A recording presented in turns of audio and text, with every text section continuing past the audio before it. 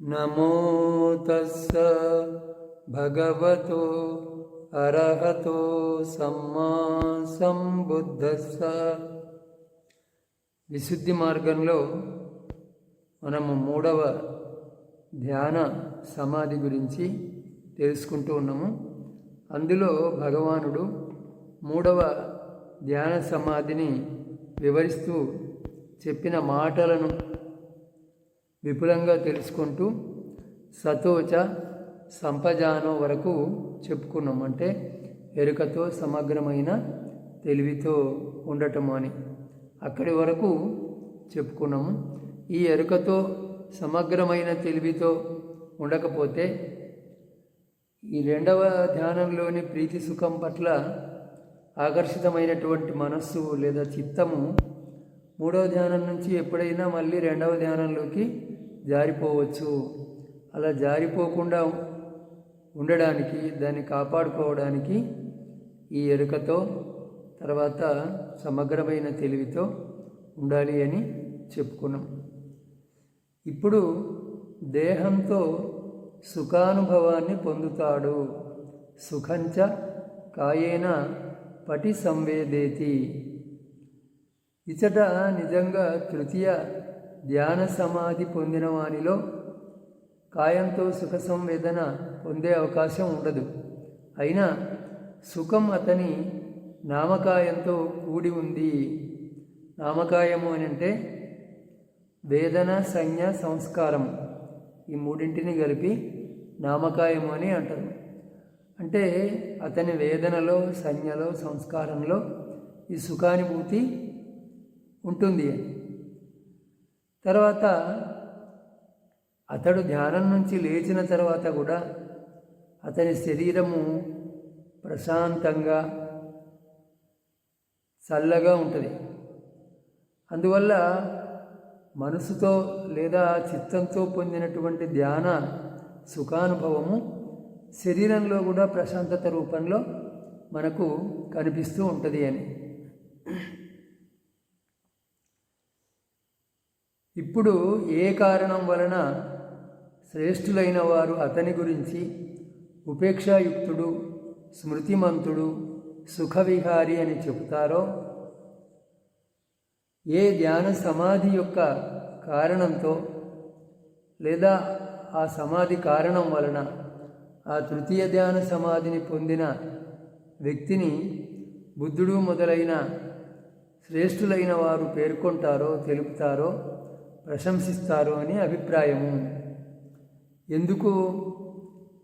ఎందుకు అతన్ని ప్రశంసిస్తారు అని అంటే అతడు ఉపేక్షతో ఉన్నటువంటి వాడు. అంటే 2వ ధ్యానంలో ఉండే సుఖం పట్ల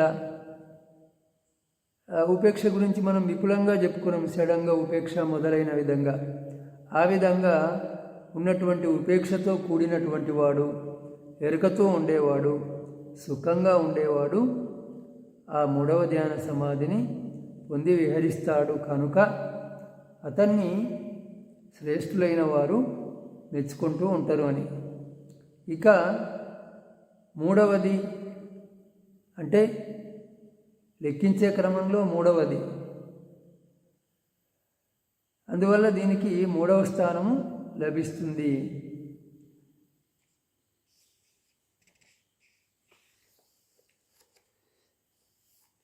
ఈ విధంగా లభించినటువంటి ఈ 3వ ధ్యాన సమాధిని కూడా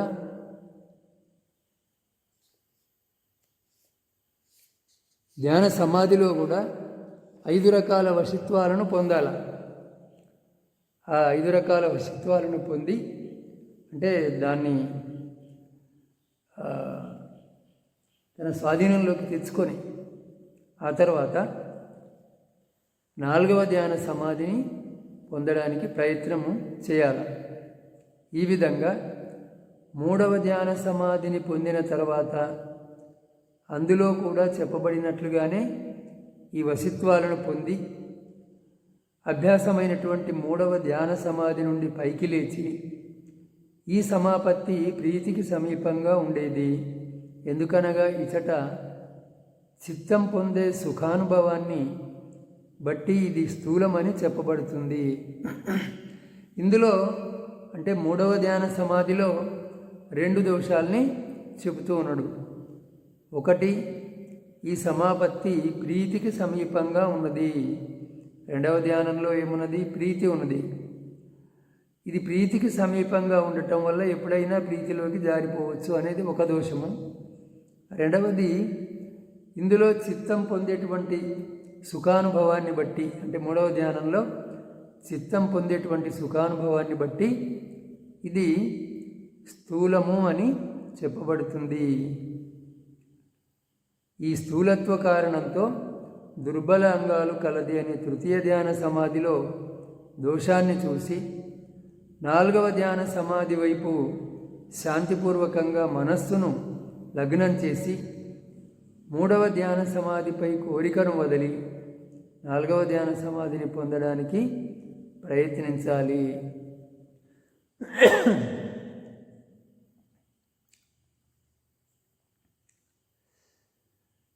ఇలా సుఖస్థ చ పహాన దుఃఖస్థ చ పహాన పుబ్బేవ సోమనస్థ దోమనస్థానం అత్తంగమ అదుఃఖమసుఖం ఉపేక్ష సతిపారిశుద్ధిం చతుర్థం ధ్యానం ఉపసంపద్య విహరతి ఏవమనేన ఏకంగ విప్పహీనం దువంగ సమన్నాగతం త్రివిధ కళ్యాణం దశలక్కన సంపన్నం చతుర్థం ధ్యానం అధిగతం హోతి పదవీకసినం. ఇది భగవానుడు 4వ ధ్యానాన్ని వివరిస్తూ చెప్పినటువంటిది.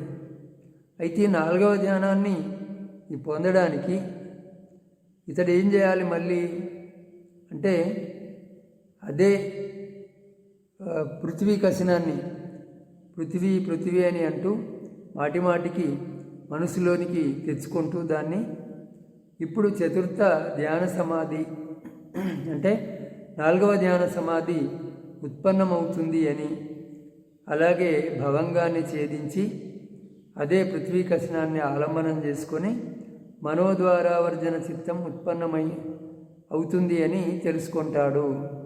అప్పుడు అదే ఆలంబనంలో 4-5 జవన చిత్తాలు ఉత్పన్నమవుతాయి.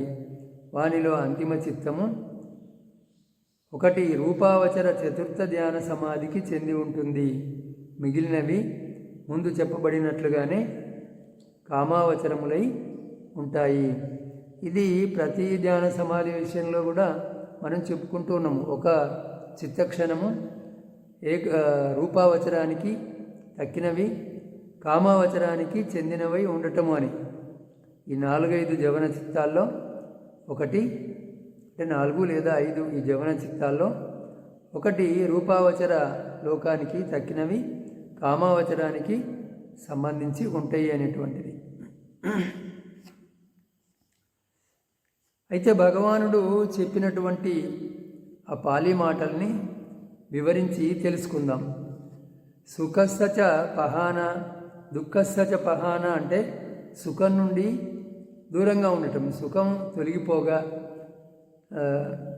దుఃఖం తొలగిపోగా సుఖస్థ చ పహాన దుఃఖస్థ చ పహాన. ఇంకా శారీరక సుఖము శారీరక దుఃఖాల నుండి తొలగిపోవటం వలన అని దీనికి తెలుగు.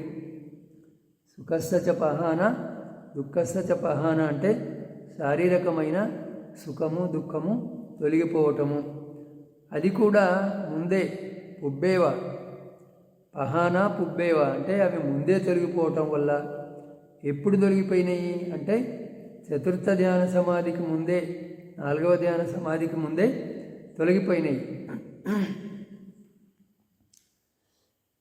ఇంకా సోమనస్య దౌర్మనస్యాలు నశింపగా అంటే చేతసిక సుఖము చేతసిక దుఃఖము నశింపగా అంటే శారీరకమైన సుఖ దుఃఖాలు మానసికమైన సుఖ దుఃఖాలు నశింపగా అంటే ఇవి 2 ముందే నశించటం వలన ఇలా చెప్పబడింది. ఏ 2? మానసికమైన సుఖ దుఃఖాలు. ఇవి ఎప్పుడు నశించాయి అంటే 4 ధ్యాన సమాధుల యొక్క ఉపచార క్షణంలో నశించాయి. ఉపచార క్షణంలో అంటే అర్పణ సమాధికి ముందు ఉపచార సమాధి కలుగుతుంది కదా. అంటే 3వ ధ్యానం నుంచి 4వ ధ్యానంలోకి వెళ్ళే ముందు మొదట కొంచెంగా 4వ ధ్యాన సమాధి గోచరించినట్టుగా ఉంటుంది. అది ఉపచార క్షణం. ఆ క్షణంలోనే ఇవి నశిస్తాయి అని, ఈ మానసిక సుఖ దుఃఖాలు. సౌమనస్యము మాత్రము 4వ ధ్యాన సమాధి యొక్క ఉపచార క్షణంలోనే తొలగిపోతుంది. దుఃఖము, దౌర్మనస్యము, సుఖాలు క్రమంగా 1, 2, 3వ ధ్యాన సమాధుల యొక్క ఉపచార క్షణాలలోనే తొలగిపోతాయి. అవి ఇలా తొలగిపోవటం క్రమాన్ని అనుసరించి చెప్పబడినప్పటికీ ఇంద్రియాల వర్ణనా క్రమాన్ని అనుసరించే ఇచట కూడా సుఖ దుఃఖ సౌమనస్య దౌర్మనస్యాలు తొలగిపోతాయి అని తెలుసుకోవాలి.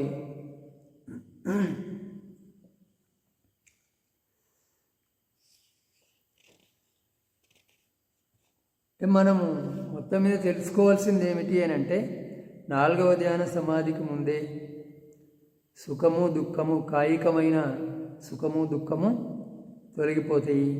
తర్వాత సౌమనస్యము, దౌర్మనస్యం అంటే మానసికమైన సంతోషము అసంతోషము లేదా సుఖము దుఃఖము ఇవి కూడా తొలగిపోతాయి. 4వ ధ్యాన సమాధిలో ఇవి ఉండవు అని.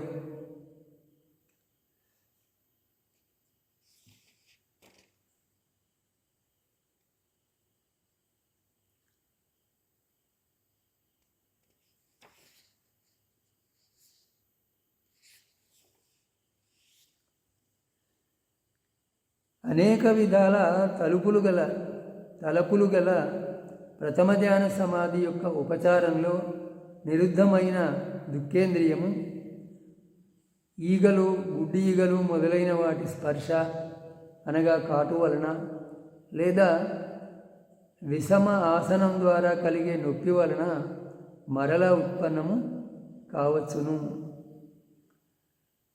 కానీ అర్పణలో మాత్రము ఎప్పుడూ ఉత్పన్నము కాదు. లేదా ప్రతిపక్ష ధర్మాలు నశింపకుండటం వలన ఉపచారంలో నిరోధింపబడే ఈ దుఃఖేంద్రియము పూర్తిగా నిరుద్ధం కాదు. కానీ అర్పణ సమస్త ప్రీతి స్ఫురణం వలన కాయసుఖంతో నిండిపోతుంది. శరీరం సుఖంతో నిండిపోయిన వాని దుఃఖేంద్రియము ప్రతిపక్ష వినాశనం వలన చక్కగా నిరుద్ధం అవుతుంది. అంటే ఇందులో ఈ కాయికమైనటువంటి సుఖము కొన్ని పరిస్థితుల్లో ఇప్పుడు ఈగలు, గుడ్డి ఈగలు అనేవి ఈగలు మొదలైనటువంటివి కాటు వేసినప్పుడు లేదా సరైన ఆసనంలో కూర్చోనప్పుడు మరల ఆ సుఖం తొలగి దుఃఖం కలగవచ్చు. కానీ అర్పణలో మాత్రము ఎప్పుడూ ఉత్పన్నం కాదు. ఆ గాఢ సమాధిలో మాత్రం ఎప్పుడూ ఉత్పన్నము కాదు. ఉపచారంలో ఇట్లా జరగచ్చు కానీ అర్పణలో మాత్రము జరగదు అని. లేదా ప్రతిపక్ష ధర్మాలు నశింపకుండటం వలన అంటే వ్యతిరేక ధర్మాలు. ఇప్పుడు ప్రథమ సమాధికి వ్యతిరేక ధర్మాలు ఏవి అంటే 5 నివరణాలే మొదటి ధ్యాన సమాధికి వ్యతిరేక ధర్మాలు. 5 నివరణాలు అంటే కామచందము, వ్యాపాదము, అట్లా 5 గురించి చాలాసార్లు చెప్పుకున్నాం కదా. కోరిక, ద్రోహ చింతన, శారీరక మానసికమైనటువంటి సోమరితనము, ఔద్ధత్యము, పశ్చాత్తాపము, విచికిత్స అంటే సంశయము. ఇవి ప్రథమ ధ్యాన సమాధికి ముందు ఉంటాయి. ఇవే దానికి ప్రతిపక్ష ధర్మాలు. అవి పూర్తిగా నశింపకుండటం వలన ఉపచారంలో నిరోధింపబడే ఈ దుఃఖేంద్రియము పూర్తిగా నిరుద్ధం కాదు. ఈ ఉపచార సమాధిలో ఈ దుఃఖం పూర్తిగా తొలగిపోదు. కానీ అర్పణ సమాధిలో మాత్రం పూర్తిగా కాయం సుఖంతో నిండిపోతుంది. శరీరం సుఖంతో నిండిపోయిన వాని దుఃఖేంద్రియము ప్రతిపక్ష వినాశనం వలన చక్కగా నిరుద్ధమవుతుంది. ఒకవేళ అలాగే వితర్క విచారాల వలన శారీరకమైన అలసట, మానసిక దుఃఖం కలిగితే నానా ఆవర్జనాలు గల ద్వితీయ ధ్యాన సమాధి యొక్క ఉపచార క్షణంలో తొలగిపోయిన దౌర్మనస్యేంద్రియము మరలా ఉత్పన్నము కావచ్చును.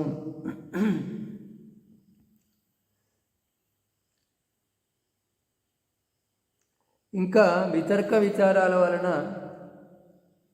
శారీరకంగా మానసికంగా అంటే శారీరకంగా అలసట, మానసికంగా దుఃఖము కలిగితే ఈ ద్వితీయ ధ్యాన సమాధి యొక్క ఉపచార క్షణంలో తొలగిపోయిన దౌర్మనస్యము అంటే అసంతోషము లేదా దుఃఖము మరల ఉత్పన్నము అంటే మానసిక దుఃఖం ఉత్పన్నము కావచ్చును.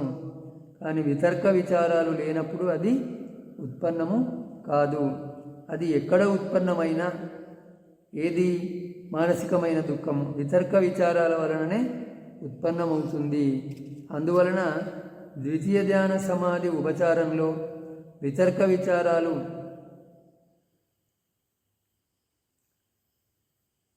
తొలగకపోవటం వలన అచట అది కలగటం సంభవమే.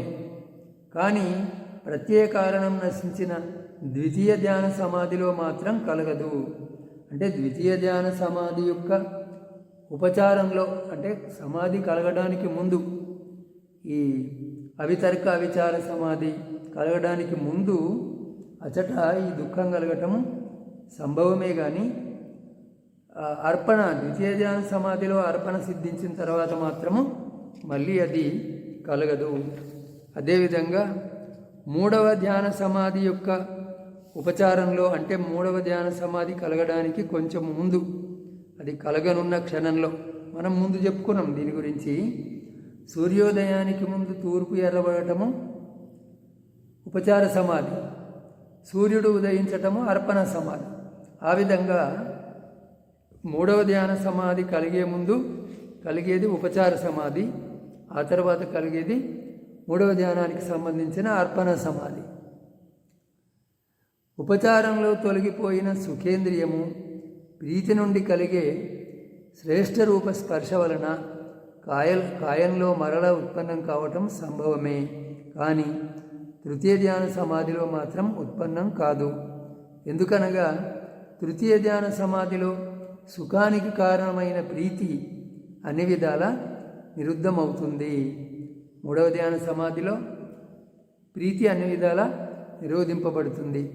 అలాగే సౌమనస్యానికి సమీపంగా ఉండేది కావటం వలన అర్పణ కలగకపోవటంతో ఉపేక్ష లేకపోవటం వలన సమ్యక్ రూపంలో అంటే సరైన రూపంలో దానిని దాటిపోవటం జరిగి ఉండదు. కనుక నాలుగవ ధ్యాన సమాధి యొక్క ఉపచార క్షణంలో తొలగిపోయిన ఈ సుఖము సౌమనస్యం మరల ఉత్పన్నము కావచ్చును. కానీ అది చతుర్థ ధ్యాన సమాధిలో ఉత్పన్నం కాదు. అంటే నాలుగవ ధ్యాన సమాధి కలగడానికి ముందు ఆ ఉపచార క్షణంలో కలగవచ్చు, కానీ నాలుగవ ధ్యాన సమాధిలో మాత్రం కలగదు. అందువల్లనే వీటిని చెప్పడానికి అక్కడ సుఖస్సచ పహాన దుఃఖస్సచ పహాన ఉబ్బేవ సోమనస్స దోమనస్థానం అత్తంగమ అని చెప్పబడ్డది. అదుఃఖం అసుఖం సుఖదుఖము లేనటువంటి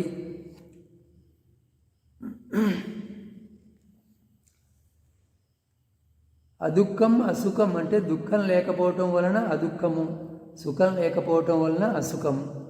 దీని వలన ఇచ్చట సుఖము దుఃఖము లేకపోవటం మాత్రం కాక దుఃఖం సుఖానికి ప్రతిపక్షమైన సుఖదుఖాలకు ప్రతిపక్షమైన వేదన సూచితమవుతుంది. సుఖదుఖాలకు వ్యతిరేకమైనటువంటి అదుఃఖం అసుఖం అనే వేదన అనుభూతి సూచింపబడుతూ ఉన్నది. మూడవ వేదన అదుఃఖ అసుఖ వేదన, దీనిని ఉపేక్ష అని కూడా అంటారు. ఈ మూడు వేదనల్లో సుఖము దుఃఖము అదుఃఖం అసుఖము, ఈ మూడవ వేదన అదుఃఖం అసుఖం, దీనినే ఉపేక్ష అని కూడా అంటారు. ఇష్టాయిష్టాలకు వ్యతిరేకమైన అనుభవము దాని లక్షణము, మధ్యస్థం కావటం దాని పని, అప్రకటితంగా ఉండటం వల్లనే దానిని తెలుసుకోవాలి. సుఖదుఖాల నిరోధం దానికి సమీప కారణము అని తెలుసుకోవాలి. అప్రకటితంగా ఉండటం వల్లనే దానిని తెలుసుకోవాలి. అంటే సుఖం కానీ దుఃఖం కానీ అక్కడ ఉండవు.